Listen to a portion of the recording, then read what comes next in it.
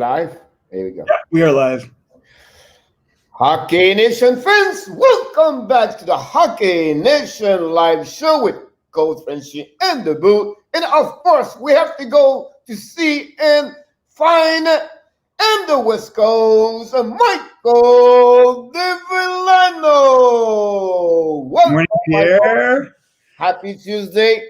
It's 11 o'clock Eastern Time. We are ready for the Ottawa Senators, where this franchise have a difficult couple of years, but I can see a couple of lights right now in front of them with a couple of players, and maybe the owner is going to realize it takes a lot of money to have a franchise in the NHL. Doubt it. That's no other secret. So we have a couple of few news and breaking news left around the league, not major, but yesterday I have only one signature, and of course it was the Buffalo Sabres signed their entry level contract, the 8th overall pick in 2020 NHL draft. Jack Quinn, a product of the Ottawa 67 and OHL. Maybe you can talk more about Mr. Quinn. So he's a late bloomer, and I thought he was picked pretty high. When you watch him, I really like him. He's obviously physically mature, so I think that is my concern of how much better he gets. The difference between an 18 and a 19-year-old is pretty significant, and we see that usually in their stats in the OHL. And he played with another 19-year-old and a stacked team in Ottawa. So he has a good year last year, Michael. A great year for sure, and he can 52 goal and 62 going game, sure. 89 points. Absolutely. And he was, I think people were touting him as the best goal scorer in the draft. So I think that remains to be seen. If you watch him, I really like him. Like, he does a lot of things on the ice that are great. It is always concerning when you have an overager that did not produce it anywhere near that level the prior year. It's another one, could be number 4 in the draft to number 12, right? I don't know about 4. No, but my point, he could be that way. He could be at that level over there. I would not be surprised the next couple of years. He can beat a couple of players, pick it up in front of him, and I would not be surprised. The key right now for him is to go to the next level, the shift to prove what he did last season. Well, I mean, he's going to have a challenge ahead of him. He's going to have, anyone at this time has less games to get better. So maybe that's better because they have more practice. So his off ice is going to be very important. I'm very cautious about him just because of all those factors. And he's not going to have an OHL season to get better. He's not going to have an AHL season to get better. So I think you're seeing, once again, everybody's signing their first picks, and I think they're anticipating that they're going to be the guys that develop them in a different way. I'd be very surprised if it wasn't that way. A guy like this would have done really well if he went overseas. Yeah. Like that would have been the move for me, is like, move him early, keep him playing, and you've really got to pay attention to him, because I think what you're going to see with a player like this is you're going to find out very quickly if he's going to develop or not, quicker than a player that's a year younger. Like, you could give Quinton Byfield some time because he's very young and he's just, he's got room to physically mature and everything else. This kid might be done, so what you see is what you get. So he's going to have to really adapt quickly, or he could be the next Michael Del Cole. Yeah, the good thing, he had a better year last season compared to the first year he played in the OHL. He's still young. He still have a time. So we'll see what is going to happen with him. Yeah, I think there's definitely an asterisk. The good thing about him is he's going with a good organization where that organization may be shifting for the next couple of years. So he can maybe a adaptation for the next couple of years to see what happens. So lots of room to stick this guy in the NHL, right? Yeah, exactly. So I think that's a good one. Of course, yesterday was all about the one subject. It was all about the reverse retro jersey. I passed my day. I did a video yesterday where I gave a ratings about jersey, but everybody, TSN, Sportnet, RDS, NHL Network, they are part of my live all day long, and they are only one subject. We did not hear about when they come back, play this, when they restart. Did not talk about what's the situation. It was only one subject, no COVID. It was everybody. He loved like the jersey of everybody. So it was really interesting to do that. If you go on the Hockey Nation live show YouTube channel, you're going to find my rating A, B, and C. I did yesterday. A couple of expert, you know, I mean, they It's talk nice to about. see them do stuff like this to keep people interested, but some of them didn't make a very good effort, in my opinion. No, exactly. They have a couple of comments I can mention to you what some people talk about this and what they're expect, what they think about the selection, everything. Let me try and find for you. I'm right here. Many believe the winner is Colorado Avalanche with a Quebec jersey. I mean, I like it just because they should have a team in the NHL. They got a great arena, a great tradition. If Ottawa's got a team, then Quebec definitely needs a team. Yeah, exactly. They have on the NHL expert. They have what I will give you briefly what the people think. The throwbacks is the Colorado Avalanche, Minnesota Wild, Carolina Hurricanes. That's what they talk about. This the 90 perfection jersey are Anaheim Ducks, Arizona Coyotes, Los Angeles Kings, the St. Louis Blues. And honestly, on my comments, I would said to you, the Anaheim Ducks, it just remind me the Mighty Ducks movies and the logo. I really believe it was the transition, very popular. I don't know. Never like the Coyotes logo. I don't get it. I don't know. The Los Angeles Kings remind me the Dave Taylor, the Luc Robitaille, the Rogi Vachon, the Marcel Dion, the Beaver over there. The St. Louis Blues, when I see the jersey, I remind me just Al McInnes. I'm an old man and an old guy in the hockey, but when I see the red jersey, I just see number 2, Al McInnes, right there. They had red jerseys for a while, didn't they? Yeah. Exactly. They were terrible then, too. I don't like this jersey. I know. Number 3, they call the local love jersey, is the Calgary Flames. The Ottawa Senator, I really like the Ottawa Senator, the red jersey, they turn around. The Buffalo Sabre, it was the original, like when I see this one, it's Gilbert Perreault. Yeah, there's something to that. The color is great. And then the Columbus Blue Jacket, I was never a big fan of the logo they put there. I kind of like it. No, the New York Rangers is really a good one. Brand Leach came in my head when I see that one over there. Rangers, really? Yeah. They put back the old logo. I feel like that was such a terrible period. Was that a good period when they had those jerseys? I just like the jersey about that one over there. The number 4, that cannot mess with the classic. Boston Bruins was really boring for me. The yellow one, it was not very exciting. I really like Montreal Canadiens. They are the blue. Top 5 team in this jersey. The New Jersey they was really interesting. I really like the color they put on. I don't like it. So I think it was different. I think it was good to see that. The Philadelphia Flyers was another good one over there. It was Eric Lindros, 1995. Time over there with John Leclerc, Mike Ritchie, Eric Desjardins. You can name all those kind of players right there. The Deja Vu all over again. All the Tampa Bay Lightnings. It was all right. It was not like they weren't that great then. I don't know. They've had other retro jerseys that I felt were better. Yeah, that remind them the time with Vincent Lecavalier and Martin St. Louis. Chris Stratton and Brian Bradley. Yeah. Florida Panthers, I really like it. It's not because I live here. I really like the color they put on it. I think it's really, to get the blue versus the red, what they are. So I think it was Brian Grudland. Yeah, the Brent Student logo was a nice one. I really like the old one versus the new one for me. Yeah. Make me more for me. So this one. The next one, Nashville Predator, was the boring one. I did not see very nice, like great there. The next one, I really love it. The Washington Capitals was one of my top 5 reading. I like that jersey. It's pretty interesting. Yep, I really like it, and then, remind you a couple of old players over there. So Mike Cartner and Rod Langway, and we tell under.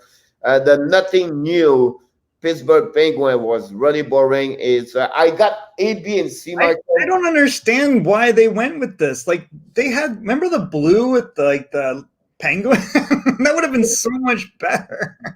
this he just said something good here. I really, he said they have so many other choice he could get To during me, the. that was like a much better jersey. Like No, here, you're right. The blue you talk about is a light blue, right? yeah, look, this is what I would have done.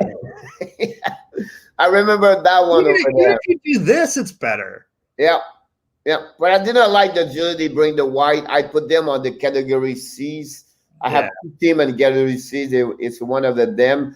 The next one is the Chicago Blackhawks. I didn't like it for me because the logo. It's the logo. Oh, it's the old circle one, right? Yeah. So for Why me, did they- it was not really good.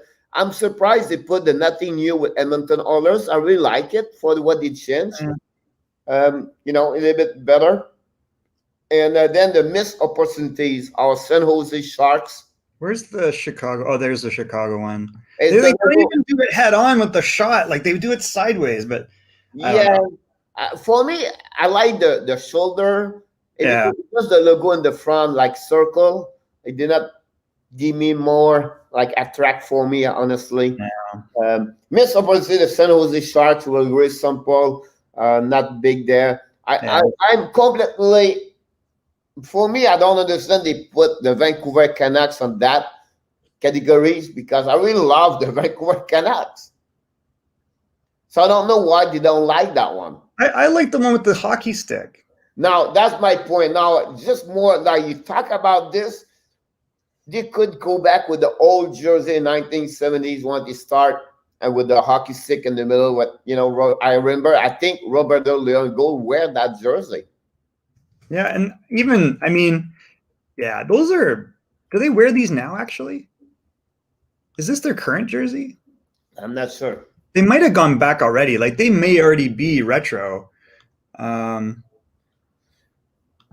you talk about the logo they have right now on that one. Yeah, might be already. My point here on that one, they should go back with the old logo. But the color of that jersey is very nice. Have you seen this one? Here, I'll try and turn it over without screwing this up.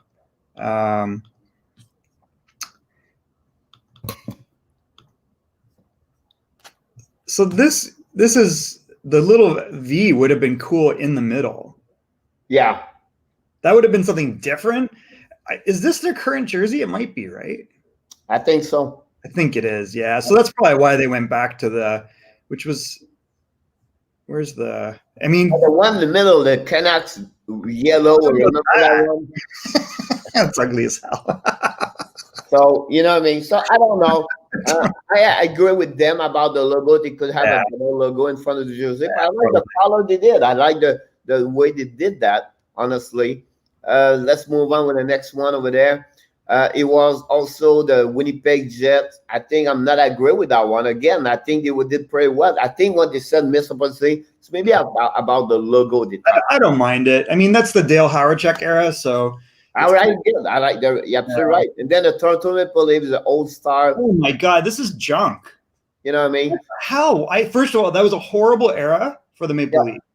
And when the Maple Leafs got good again under Pat Quinn, they updated the jerseys, and they were kind of like the 60s type jersey, and that was way better without the stupid white on the bar. Yep. And frankly, the best thing they could have done would have been the Toronto St. Pat's.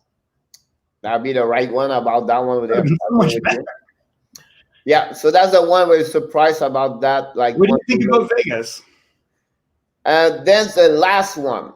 Now you have two more, but I would tell you the last two is a little underwhelming. I'm not agree with that one because the worst jersey for me was the Detroit Red Wings. I'll be honest with you. It's just not exciting. I mean, I think they had other options. Like they had the old school where it said Detroit on it. I don't see. Tell me why they have a gray on that one. I don't know. The second thing, they don't have anything else. The shoulder wise or a line. I don't know. Really boring jersey. With the tradition they have, I think it was good. It feels like their current jersey. I don't get it. The Vegas Golden Knights is another one, a little underwhelming. They tried to remind the 1995 when they play on the ECHL, the old building. Oh my God, I was going to say that it looks like an ECHL jersey. Yeah. So that's you're right. I was thinking, God, this is like an ECHL jersey. Yep. I was thinking actually IHL. This reminds me of an IHL jersey. See, But I I think feel like Detroit could have done this, and yeah, would yeah, I agree with you. that would have been a little bit more fun, Yeah, yeah, and then he could have reversed the color if worst case. For sure, totally, yeah. But whatever. I got nothing to do with it. So The next one is a Dallas Star. I think it's a simple one. It's a white one with the star on the bottom, like the rim they jersey. missed an opportunity to go Minnesota North Stars. Yeah, they tried to figure out a little bit. That one, I think they should do that. I think they could put the N in the middle of that jersey. Although I will say I hated that uniform. You know what I mean? So I put like a B- on that one. I'll be honest with you. And then the last one, and did you ever change anything? They talk about the New York calendars. That's the last category. I never, ever get this right. Yeah, like they just can't win. I like the Hartford Whalers one, by the way, for Carolina. Yeah, but I think the Colorado Avalanche with the Nordic win. Absolutely. Let's be very clear. Best building not in the NHL is in Quebec. Yep. It is the greatest arena, I think it's called the Pepsi Center, right? Yep. And that I think it's still called the Pepsi Center, or maybe it's no, they did no, you talk about the old one? The old one. The new one is called like Quebecer or something like that. Bell Canada, Bell something. Pierre Belado owns the thing about that one. I'm sorry? The Videotron Center. Videotron Center, yeah. This is the best arena, not in the. It's ridiculous. They built it thinking, hey, the NHL will take notice. I mean, this building, if you've never seen it, is ridiculously. It's really amazing building. Yep. I don't know if they have pictures of it. Their website sucks, but let's look and see if they have Instagram. Yeah, this is a beautiful, and they have obviously other events there, but it's an incredible arena. Like This is the most modern building, and it's ridiculous that it's not in the NHL. And I mean, I know it's a small market, but why does Ottawa have a team and not Quebec? I know it's it is what it is, right? They was expect that. I think they had the discussion with the NHL a couple of 6-7 years ago. They was expect to have a team in Quebec before Seattle. Well, you knew that wasn't going to happen because it's about TV, right? It was the TV. It was the 32 team. It was split the conference 16-16. Nobody wanted 15-17. So it was a lot of things like that. Now, do you believe Ottawa could move and Quebec could happen one day? I think there's probably so much pork in Quebec, in Ottawa, where there's so much political money to prevent that from happening. Like that team will just, I don't know. If you have a team in Winnipeg and Ottawa, why go Quebec City? It's a great point, because Winnipeg, they didn't want that team. The arena's too small, and it's not a TV market. Yep. But they basically had an ownership group that was willing to absorb it. So I think Videotron would do the same, and the local TV ratings would be huge. I mean, can you imagine Montreal and Quebec again? That's what's missing right now. Oh my God. I grew up, my first NHL game live was the Toronto Maple Leafs versus the Quebec Nordiques. And it was after the trade of Wilf Paymont. And it was like, wow, this is amazing. It was such a great rivalry. I got to see the Stasny brothers play together. Exactly. So, it's just something we have to check about that and feel like what. Anyways, I like the jerseys. I agree that they win the retro jersey derby. Yep. So that's pretty much it, Michael. At least you have something else. I don't have anything else. The rest is just overall team talking about their own team, what's coming, but nothing major around everybody holding. I just want to mention, if you have a chance to watch, if you are have TSN tonight, you have a 1 hour special about the Hall of Fame situation versus the COVID with the president, the chairman, Laney McDonald. Oh yeah. So if you have a chance to watch what's going on around this, and and see. It will be on a 7 o'clock Eastern time tonight on TSN. But I'll be honest with you. We'll look around. I check everything. Nothing major. Nothing go around. We are all on the holding situation, and I think the best way right now is to move on to the next thing on the segment. Oh, I can mention to you about one thing. I can give you a little bit what's going on. History in NHL. Maybe that was something you can.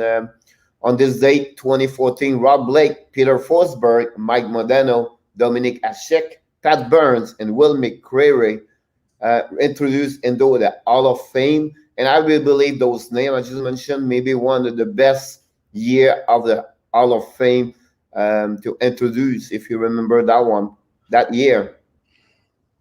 You know, you talk about solid player, Blake, Forsberg, Modano, Hasek, of course, the coach, Pat Burns. Yeah, that'll be awesome. Then the referee, Bill McCreary. So it was a really good one in 2014. About today on 2007, Martin Brodeur won his 500 win career in NHL. Talk about already 14 years, Michael. So I feel like it was yesterday. For who? Martin or Brodeur? Is it that Martin Brodeur. Wow. I feel like it wasn't that long ago. I know. It's crazy when you think about that one over there. You know, by the way, and 2013, I did not know that. The University of Minnesota women hockey team had a 62-game straight consecutive win streak in November 17 in 2013. That's amazing. You know what I mean?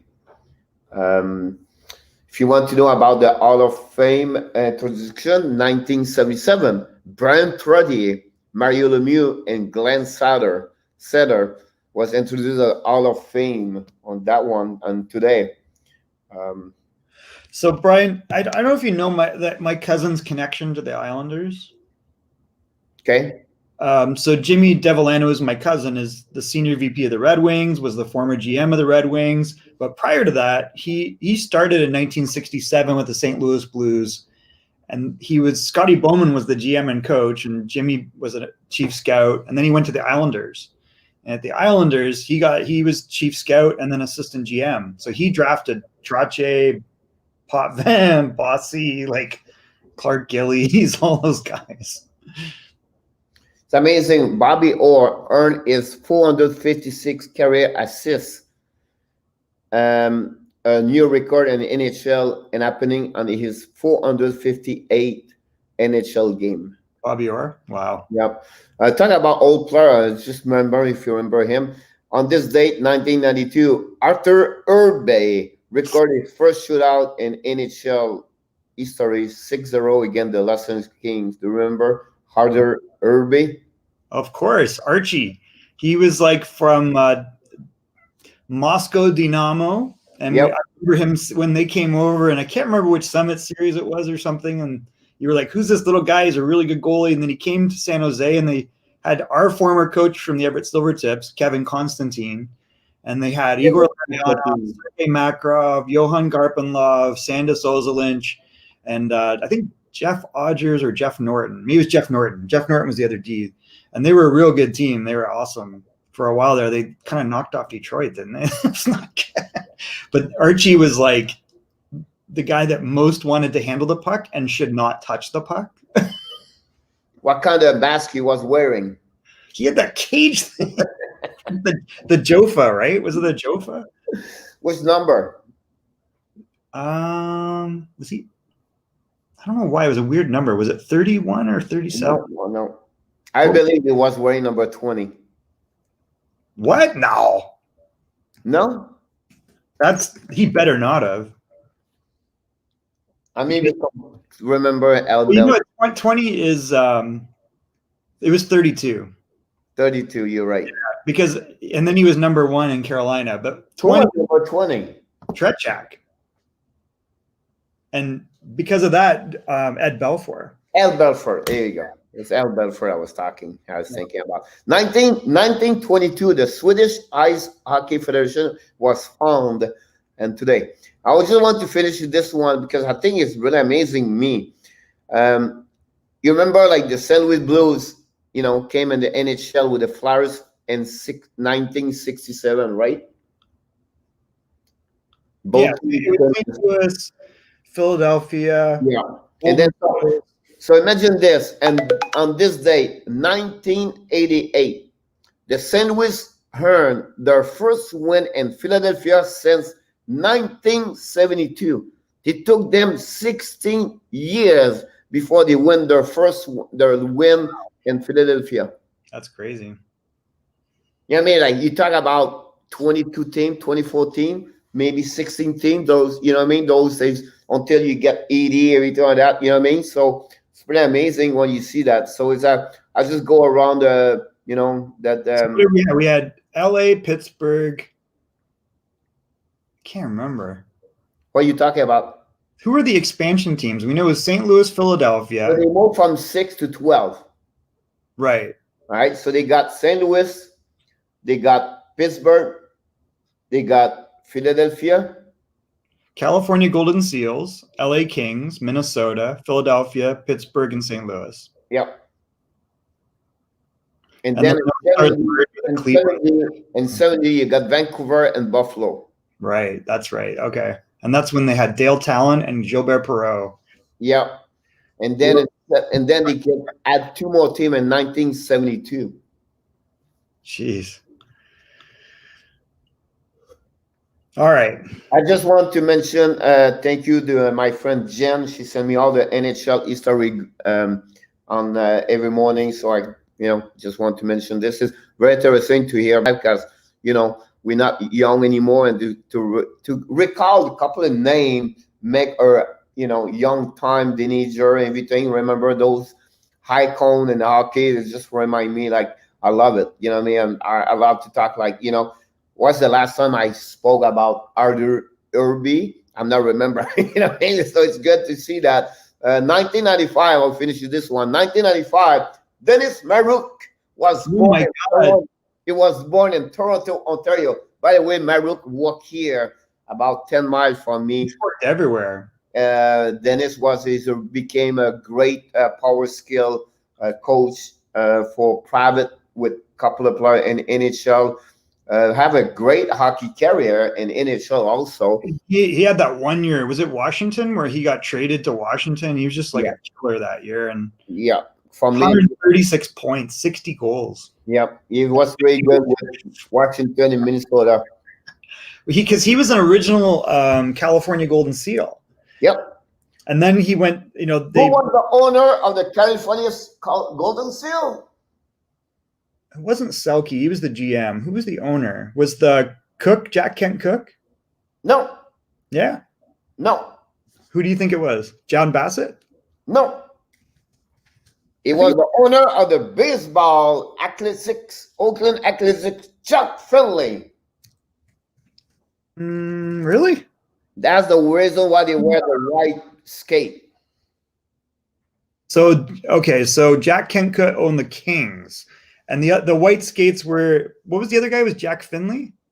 I could be the name you just mentioned. I thought it was Jack Finley, but he's the guy. I'm trying to remember. The owner of the Oakland Athletics. Let's look. This article is garbage because it just keeps talking. Who was the owner? Let's look. I thought it was the Jack Kent Cook. Let's look. 1965. Just answer the question. How complicated is this? We just got a question from David Dobrik. Yeah, we'll answer it shortly. So it was the Oakland Golden Seals. We better jump to that anyway. Owner. So, you're right. It was Charles Finley. Here we go. I know my hockey, Mike. Of course. Oh no, he purchased it. Founding. Let's see. The Cow Palace. Did he an offer to buy Labatt's Brewery, Bourdon, blah, blah, blah. I can't tell. Oh, he bought them. Yep. So before that, though, wasn't it? I thought it was Jack Kent Cook, but maybe not. Maybe it's just a weird conglomerate. Oh, this guy owned it. So what was interesting was Frank Selke, I want to say Jr. was the general manager. Yeah. And I got to coach Brendan Selke when he was like in midget. So it was kind of neat. And then the other kid that was on our team was the grandson of Foster Hewitt. Oh, really? Yeah, it was kind of a neat group. They were really interesting. They're like a really good midget A team.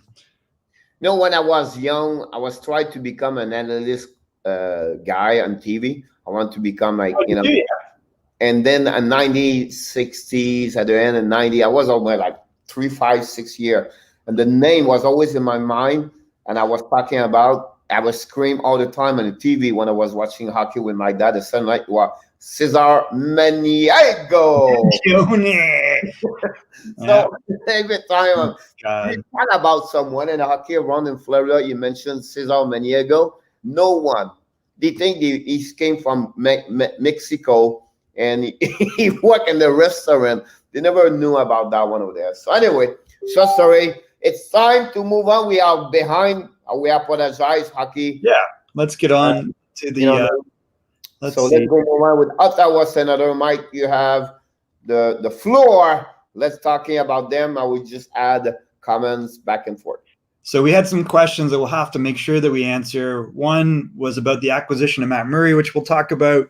And then there is a looming contract that's going to have to be signed for Brady Tkachuk, but I think they're in really good shape to give him the right money and keep him there. So we can talk about what your opinion on that is. So I think the first thing is just kind of an overview. So last year, we saw them strip off any of their veteran players were gone. They had the previous season where they had all the drama with Mike Hoffman and Erik Karlsson, and that really began the jettisoning of talent. And, it was kind of weird because it was like, what's going to happen with this team? And they still look very thin, but they've had a great offseason, I think. So they've made steps in the right direction. For a while there, Pierre Dorion looked like the biggest dunce in hockey because he traded away Matt Duchene and didn't get very much back. And San Jose, though, suddenly has the worst season in the history of the team probably since the beginning of the franchise. And so they end up with a top 3 NHL pick, which shocked everyone. So San Jose misses out. As part of the Erik Karlsson trade, they lose that first pick, which they're probably okay with because they doubled down on Karlsson with a big contract. For Ottawa, this means they got to draft Tim Stützle. That gives them 2 first-round picks in the top 6, well, top 5, really. And then they take Jake Sanderson with the number 5 pick. So this really sets the cornerstone of the franchise. It already has Brady Tkachuk. On the come up, they've got guys like Eric Brandstrom and Josh Norris. Brandstrom was the other piece of that Karlsson trade. And then they made what I thought was like the steal of the offseason in getting Matt Murray for was it 2 second-round draft picks? Or was it 1? Now, we found out why that was, probably because Pittsburgh was under pressure not to go to arbitration with Matt Murray. So they end up awarding Matt Murray basically a $6 million a year contract, which I think is fine. There is some risk in it just based on his last few years. But in the end, he is such an upgrade for them in goal that this should be a good move. They also take a gamble on Alex Galchenyuk in the offseason. And the big signing for them is the Florida Panthers. Evgeny Dadonov moves from Florida and signs a pretty good contract, 3 years times $5 million to join the Ottawa Senators. He comes in with a reputation as being a pretty good offensive player on the power play and a goal scorer. And he's a good playmaker, I think. I don't know, you see him more than I would, but I think he's a good winger. I'm not sure if he's top 3 on most teams, but he's definitely top 6 without a doubt. They also bring in some other pieces. They bring in Josh Brown, also from Florida, who should be a good depth defenseman. They bring in Eric Goodbranson. I don't know if you know, but Eric Goodbranson is a 1992-born player that came from Ottawa. So it's kind of a homecoming for Eric, probably the end of his last contract, I would assume, or one of his last ones.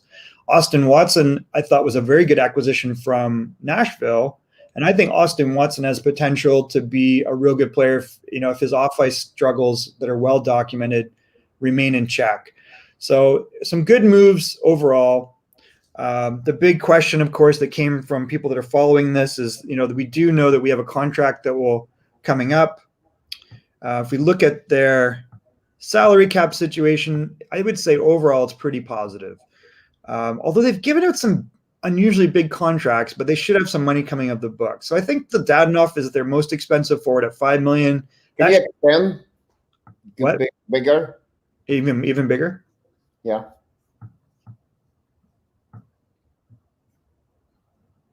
It's not bad. We can see the. Oops. Okay. How's that? Better. There we go. So I think we can see Dadonov at $5 million is currently their most expensive forward. I'm kind of surprised at Colin White at 4.75, but it is what it is. That's the bad one. What's that? That's the bad one. Yeah. So here's, we'll talk about this, but I really think that there's still some question from Pierre Dorian's past that could resurface and screw this up. It was not a slam dunk, some of the trades he made. They just worked out, luckily. But, some of them were a little questionable, and now you got to worry about his contract signings. So Colin White, I think, is pretty expensive, but, he's a good player, and he's probably a second-line center and maybe first line on this team in the short term. But I think that'll quickly change as Stützle gets, to the NHL. Anisimov's contract expires, so they're going to have that 4.5 drop off. I thought the Connor Brown contract was fairly reasonable for what he brings, and I would have honestly thought Colin White would have been in a similar range. Chris Tierney is a real good forward, but I don't know if he's a second line forward to me. But he'll get second line minutes in this team. He's a good playmaker. He's not going to score much goals. He doesn't shoot much. He's a pass first player from the wing. I know he can play center a little bit. I don't personally think of him as much of a center, but maybe it looks like on this team he is. I like Austin Watson at 1.5. I think that was a real good acquisition. He's a big power guy that can, I think, score more than he showed in Nashville. Nick Paul was a late bloomer, but he looks like, he's a pretty big power forward guy that can get you 10, 15 goals. Galchenyuk is a low-risk move that I don't think will work out long-term. I hear stories already of him at the rink and his relationship with his dad and just being in Arizona over the weekend, and it's a little bit crazy. So I would be very shocked if he's not in the KHL in a year.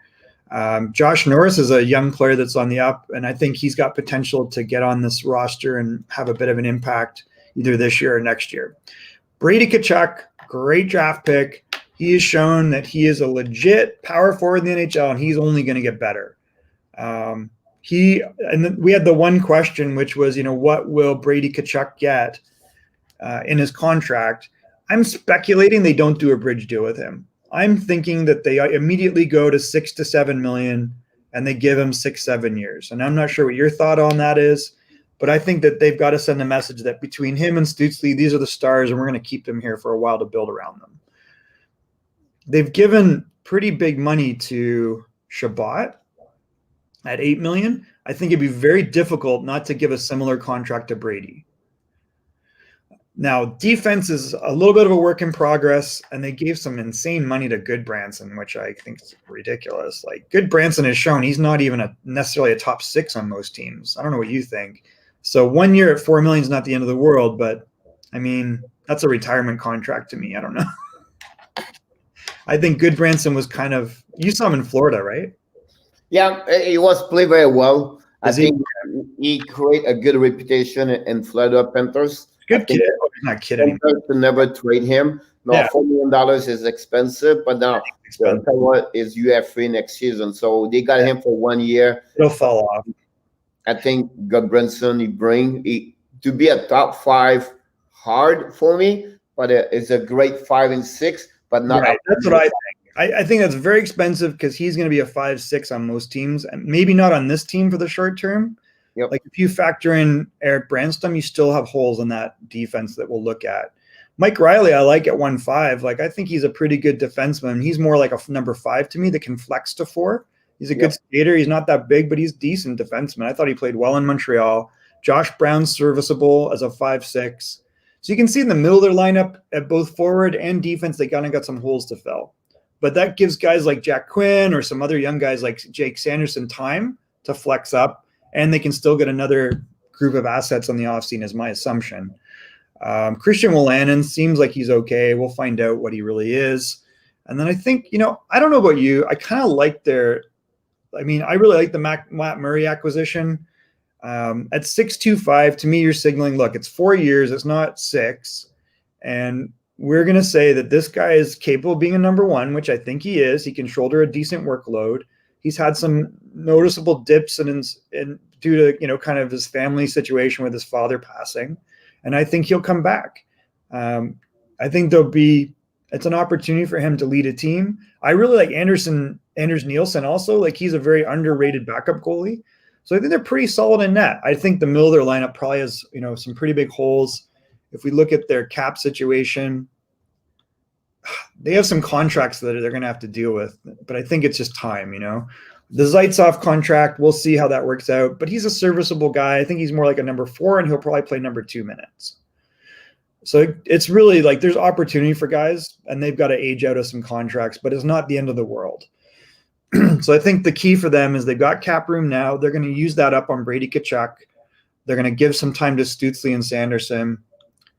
I don't know much about – there was a question about Artem Zub, whether he'll be in the NHL or not. I think he'll get an opportunity if he doesn't play in Europe. I think Lassie Thompson might be another year away. But, there's potential with him. I think Eric Brandstrom's ready. I don't know about you, but for me, this guy plays in the NHL next year. And Maxime Lajoie had a cup of coffee, and he looked okay in that time. And if you look at their forwards, I know you mentioned you've got some serviceable guys that'll flex up and down like Haley and Pekka. The guy to watch, I think, is probably Philip Chlapik, or however the heck you pronounce his name, and Alex Formanton. And even Jonathan Davidson. All these guys have the potential to play up in the short term, and they might get that opportunity. I don't know much about Mark Kostelik, but the other 3 guys have – I think Formanton will be in the NHL before, and I think Philip Chlapik, or however you pronounce his name. You have a few players playing NHL. You talk about Ali. You talk about Logan Shaw. Yeah. You know what I mean? I think you – Abramov is Matthew Baker playing NHL. Yep. But I think you nail it. On the list, you have this. Honestly, the one I would believe could be interesting to look is Philip Chlapik. Yeah, I think that's someone where I would love to see him. It would be like one to pay more attention about that. Could you check for all the answer the question? They have 3 questions. Will there be more off-season moves, and will Drake Batherson sign a new contract once his entry-level deal is? I like Drake Batherson. I think he's got skill, and he's a bigger, plays like a bigger guy. I think he'll be on the roster. The question is he bottom 6 or top 6? I think he's more of a third line type guy to me. I don't know what you think, Pierre. If you have a one lineup you can make an NHL, that's Ottawa Senator, right? You have an opportunity to make this could happen, but I think it would be not easy for him to be a part of the 12 players over there. We had another question is who will be on the first line? So I think that's a good question because I think that's a little bit up in the air. I think this all depends on one guy, which is Stützle. So to me, when Stützle's ready, I believe he's probably ready sooner than later based on what I saw. Played in the German league. He's playing overseas right now. When I watch him, I think it's really tough to keep this guy out of the NHL. He's a player that is very difficult to contain in the corners. He's probably achieved what he can do at the German league. I don't see him playing in the AHL, and they've got lots of room there. As far as talent goes, he's probably the second or most talented player on this team next to maybe Shabbat and Tkachuk. He's a determined player. So he's a dogged guy on the puck when he doesn't have it. And in tight, he's shown he can slice and dice defenders, at least in the German league. So now he's got to graduate to the NHL. He'll need a little bit of time to adjust, but I got to think, if you look at Daily Faceoff, they're projecting Josh Norris. I think really you're going to see Colin White up in that role, and I think you'll see Stützle, and then they'll figure it out. So what happening last year, they bring out Tkachuk in the middle, and they put Connor Brown on the left, and not that enough is the left. Yeah.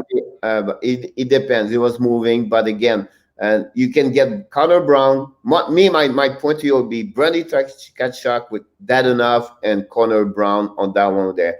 On the list you have, I think you're missing Katchenak over there. I think Elshie is going to be in the second line over there. And now you play with Colin White and Tierney. Now, Josh Norris, I don't think so. He's going to make the top 6. Well, first of all, he's no experience or anything like that. It would protect him more on the third line over there. I believe he's going to be on the third line. and I think that would be the very good fit for him at that moment with Austin Watson. He can be that guy, the Yep. third player over there, and then you can shifting with maybe Bradison Brown, Logan Brown over there. That would be another one. You can now Nicola Paul could be at one. Maybe we don't. I don't know. Where do you put him? I think he's third, fourth line for me. Right. So he can be another one. Can check over there. I think we could give a little bit more recognition about Anisimov. I think you're right. I think Anisimov, this will be his last year there, but I think that's the guy who you can pay more attention about that one over there. Play ahead of Logan Brown, in my opinion. Yep. He's capable of playing second line. We saw him in Chicago. He's a just to refer back to Bradenson, Batterson. I just mentioned the problem you get him. He never have that consistency to become a regular player in NHL. He played 23, 25 games each team each year, and I think that's something he need to perform more to stay in the lineup as a full time in NHL. So to put him there is a little bit maybe too high. I think there's so many questions on this lineup that you've hit it on the head. I mean, we saw this. That they've got a lot of guys that are going to come in and out, and I think Phillips the guy, Alex Formanson's going to get a shot. If Davidson's over, where do you put Tim there? Stützle to me is ahead of Norris. I mean, I think you have Norris. I think you have Stützle on the first line. I think the guy can be the top 6 over there. So this is what I see. So I think to me, this is what you start with, and maybe you move in and out. But to me, it's like Tkachuk, Stützle, and Dadonov are the top line. And then I think you got a bunch of pieces here, including the guys we just mentioned, that'll shuffle in and out. But I don't see why you would hold Stützle back. I don't think so. Patterson is there, but I think you have a good lineup there about your name. You move in and out. You can move it up and down. Couch. The problem with Patterson, he's never been a regular, so you cannot have a full year over there. But I think it would be good to see that. We had another question, which was Zub. Will he play in the NHL or AHL? We'll play both. I don't think so. He's going to make the NHL. He maybe have a couple of games he can be there. Down like a yo-yo to me. But again, is another one with Patterson. Is it Patterson? I'm sorry about the pronunciation. Batherson. Yeah, Batherson I think is the same. He'll be up and down, right? I think so too. I don't see him a regular. No, I just think in that spot you're gonna net. So maybe take out the name and you put a blank bar there between all the guys that play that third line role. That's what you're going to get is 11 goals, and you're hoping Galchenyuk sticks to his career historical 15 to 20. Now he came for the KHL. Now he has a 57 game, 49 game last season. The last 2 seasons over there. Do he become a regular full time? He could have, but if someone's going to fight his spot. And the lineup with Maxime, I think the Maxime Lajoie is something they have to be more, give him a chance to go back. I agree. I think that's something he can do, but Zab can maybe beat Brown. He can maybe beat O'Wally, and I don't see Christian Jarrell's confused. I get confused. Is Zub a forward or a D? Which one? Zub. Artem Zub. Zub, what I have for me is he's a defenseman. That's what I have, yeah. Played KHL for the last 2 years, about 2 years over there. I think he'll be in and out of the lineup. He's at 25 years old, but again, you have a possibility to make it. Totally. You have an opportunity to make the regular full time over there because the situation defenseman Ottawa is not great. Nope. They need time, right? Like they need time till Sanders. It's a great question from Cheeseman about that because I think he's a good one to get there. Cheeseman had a question, which is, what do you think about Logan Brown switching agents? Logan Brown never been a regular full-time player, and he shifted a couple of teams. He played for, if I can call it in my mind, he played for Montreal. He went to Anaheim or Los Angeles Kings. He's at a third, fourth team right now in the NHL. This is going to helping him. At the end of the day, you can have any agent in your life. At the end of the day, it's about himself. And I think he's never going to be a full-time regular.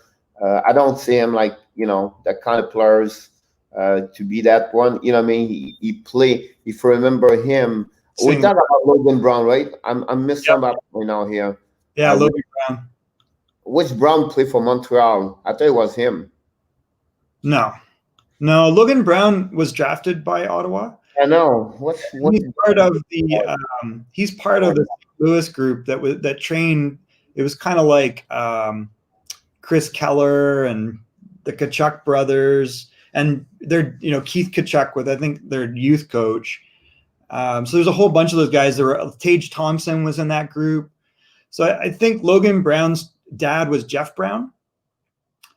I don't know if you remember the NHL defenseman Jeff Brown that played St. Louis and he played Vancouver. He was a really good defenseman, I thought. Good offensive D. Logan's, a bigger guy and he's taken time, and it's really question if he can carve out a role. If he's going to do it anywhere, it's got to be here. And I think he's got potential to do it, but he's got to do it soon because there's lots of guys coming up in Ottawa and everyone's going to be scrapping it out for time. And I think that's what they want. They want to have a competitive group that's young. And then you'll see if any of these guys stick around or not, or they replace them over time. And I think that we already mentioned a bunch of guys that could very easily replace him. Yeah, I tried to find a Brown play for Montreal. I don't remember who that would have been. He played a couple of games at the end of the 3-4 years ago. Oh, did he? Yeah, I don't think that's him. So I mean, I think it's not him. You're absolutely right. I was completely wrong. I just tried to be, reconfirm about that one. If you look at their prospect situation, it's pretty positive. Stutzle, you gotta love. I love that pick. I was hoping he would have gone to Detroit. Jake Sanderson, I really think they made a great pick there. The more I watch him, the more I like him. He's going to be a real big, effective one-on-one defenseman that has some offense. He's a real good skater. Ridley Gregg, I think I'm cautiously optimistic that he's going to be an NHLer at some point. Lassie Thompson looks like he'll be a solid NHLer at some point. Shane Pinto's a real talented player as well. Mads Sogard is a guy that maybe we're not talking about. He just needs time. He's a big goalie. Like he could be a real good NHL goalie someday. Think about this, Michael. They got 7 picks in the first 3 rounds over there. Yeah, and if you look at what's coming up, 4 picks in the first 2 rounds for the 2021. Yeah. So you talk about build a team, that's what you talk about. You feel about this. You to go with 2019, they still have 3 picks in the first 3 rounds. So Detroit, a lot of players, you know what I mean? Like they lost a lot of players. You think about this, like couple of years ago, Eric Carlson, Mike Hoffman, Mike Stone, Ryan Drizel, Matt Duchesne, Derek Brassard, Jean-Gabriel Peugeot. Yeah, they moved a lot of bodies to get picks. What they got in return, it's a lot of picks, and they rebuild their team for the foundation with those picks you just mentioned now. So that's the key what they did the last couple of years. A while ago. I think the other one to note is Jacob Bernard-Docker will play with Jake Sanderson, I believe. So I think they might already be at University of North Dakota together, right? Yeah. And Shane Pinto's there. Is Jake Sanderson only for 2 years for sure. Maybe I'm wrong. Maybe where's Jake Sanderson? Because he was U.S. National Development. I thought he was going to Dakota. Yeah. Yeah, but he's not playing there yet. So I think what you see there is you've got Bernard-Docker, you've got Sanderson coming up. You'll have some other guys that'll flex in it. You got Brandstrom. They've got pieces. So there's pieces that will just keep getting better. You got to love, Lassie Thompson, Bernard-Docker, and Sanderson. Add them to Brandstrom and Shabbat. You got an insane top 5. So there's lots of potential there. And then you've got Formanton's coming up. We've seen Batherson's kind of bounced up and down, but I think he'll eventually kind of stick in some sort of a role. He's just a good player and should carve out a role for himself.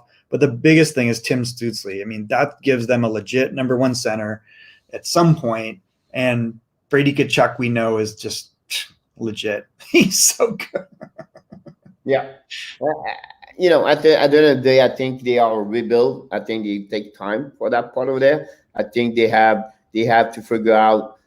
They still have $12 million. The only problem they got, and I think Pietro Orion is sometimes he don't do the right thing, but they still have to pay Deion Fanner for 3 more years. They still have to pay Bobby Rand for 4 more years, and they still have to pay $5 million. But it's now Marian Cabori.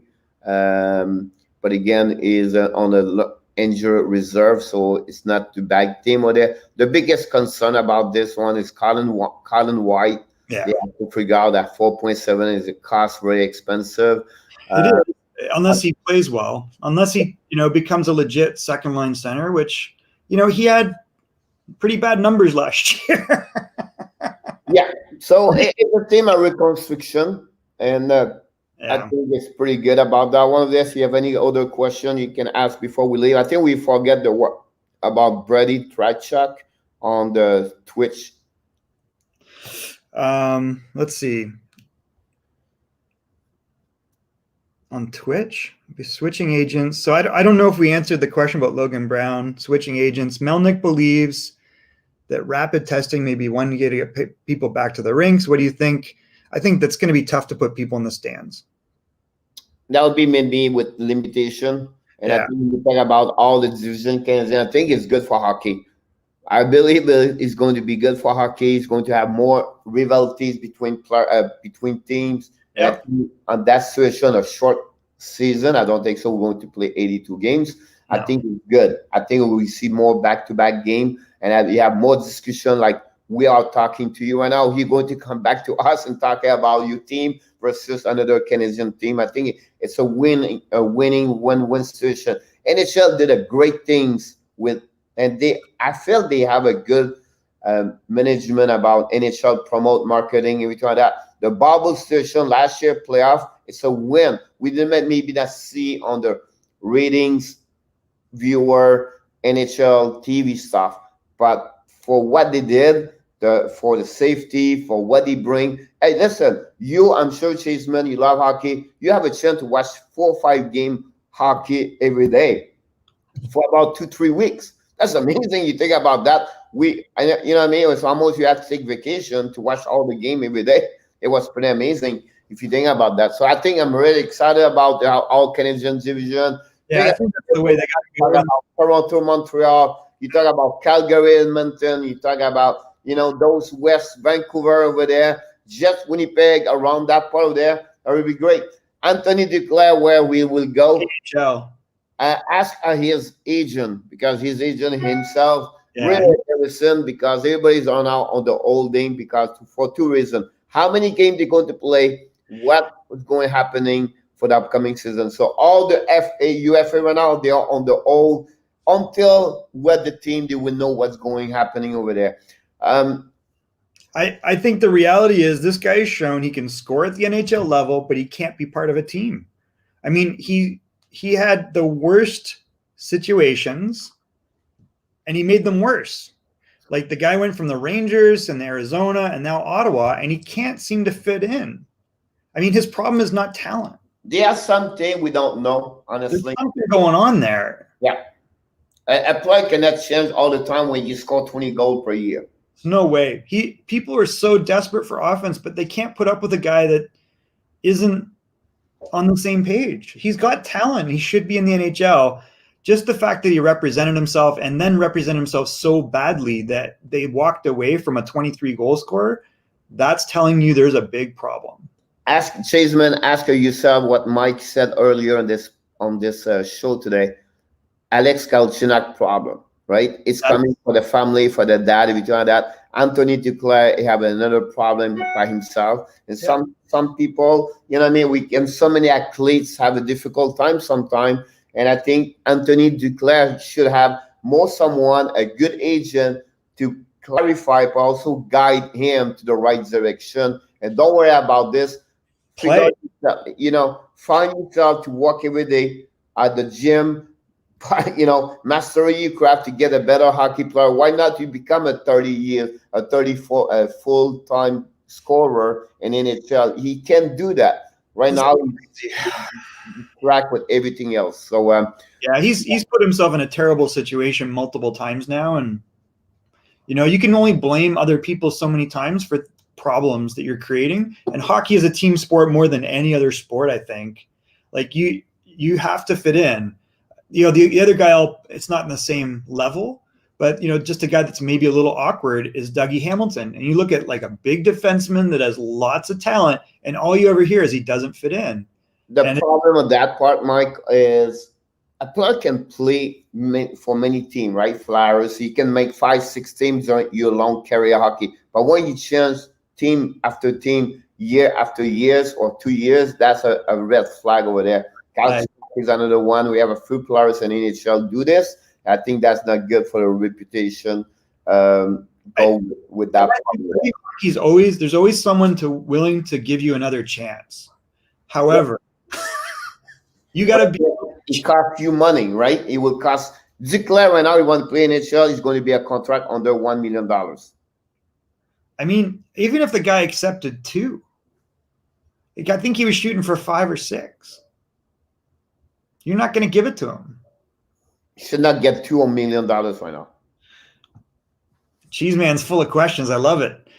Cheeseman wants to know, what do you think of the Senators reversed retro? I think, Pierre, you really liked it. Love it. I love the red. They always be the black or a white at home.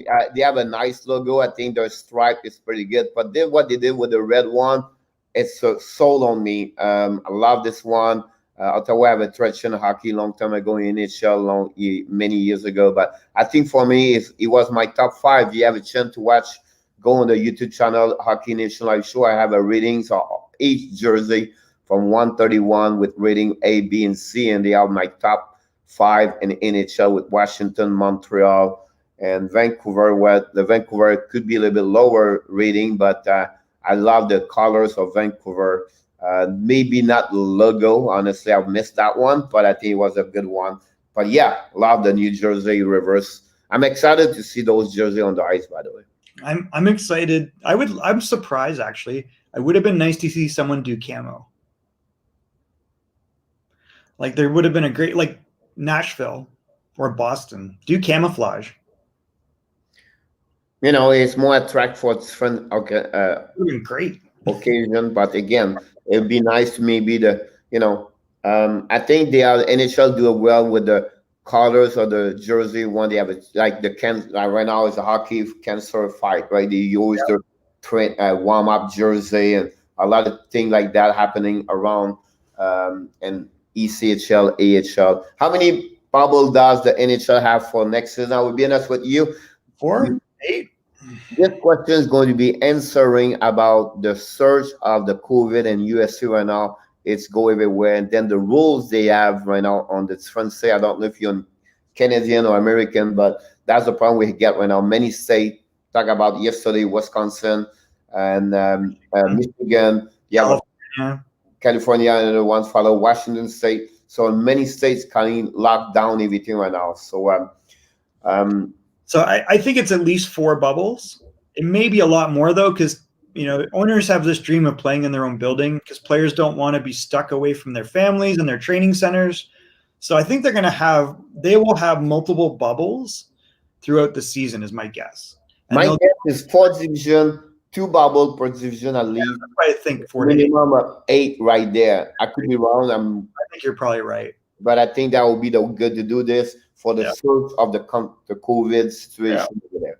I agree. And then the final one is, do you think the puck will drop January 1? So 1 million question, Jason, on that one over there, because the right thing should be, the right situation should be there, because they have to follow up a little bit behind the NBA and also the rating on TVs. But again, is it the right one for the safety?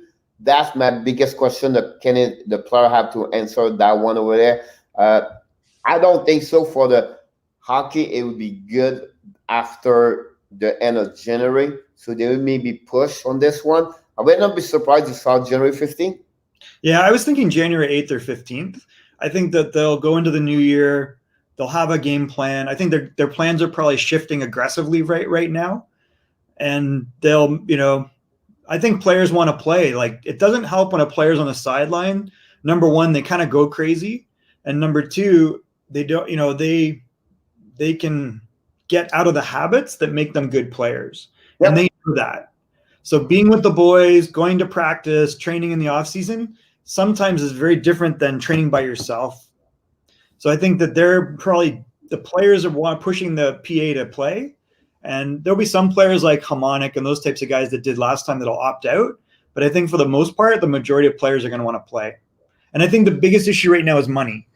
The players are trying to say that they want, no matter what, they want 72% of their pay, regardless of how many games. Well, that's the rule. They cannot do anything else. The problem with that one over there, and also if they play one game or 80 game, it's the same salary. 72% go back.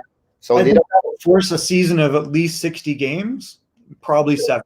The biggest problem for this is the bubble situation and their safety to be sure they're not stuck there forever. So there will be something like that. I really believe they're going to become like a part of junior hockey, like a showcase. They come for the weekend. They maybe play 2-3 games. They're going to be 3 games and 4 nights. They're going to have a couple of days off, move on for the next showcase, everything like that. That's maybe the situation. But again, we appreciate Cheeseman. We invite you to come back every day. We are here online, 11 o'clock Eastern time. We're showing up, Michael and me, and we're going to have another team tomorrow. We're shifting to the Pete tomorrow, and we're going to start with the Philadelphia Flyers, where it's really a great team and a top 10 in NHL. Can't wait, Michael, to bring you inside about that team. And then thanks again to be a part of this show. I look forward to seeing you. Happy Tuesday. Thanks, Michael, for everything. Look forward to you. Have a good one.